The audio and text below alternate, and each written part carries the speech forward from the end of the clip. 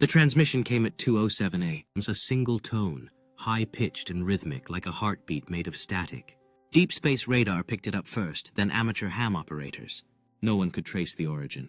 By the third night, the tones started appearing on devices that weren't even connected to the internet. Baby monitors, radios with no batteries, old televisions with the plug pulled. Then came the silence. Birds vanished. Dogs cowered under beds. In a town of 2,000, people stopped speaking, not out of fear, but compulsion. Something in the tone clawed at their minds, rewiring instincts. Words became impossible. At night they came. They weren't little green men. They weren't anything at all, really, just outlines, tall and shimmering like heat waves.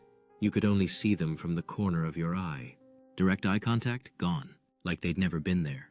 Lights blinked out across town, one by one. First homes, then the street lamps, then the stars themselves. People stood outside, staring at a sky that no longer had a ceiling. No moon, no clouds, just a growing void. The few who resisted, the old man with the hearing aid, the woman with a cochlear implant, were the first to scream. Their devices failed to block the signal, but they understood it just enough to know it wasn't a message. It was a countdown. At 0, the tone stopped. That's when the skin started peeling, only it wasn't flesh. It was disguise.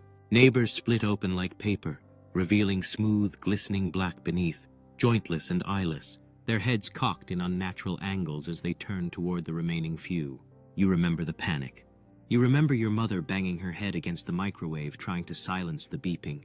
You remember hiding in the basement while your father stood on the porch, arms raised, whispering to the sky with a smile. You don't remember when the lights came back on.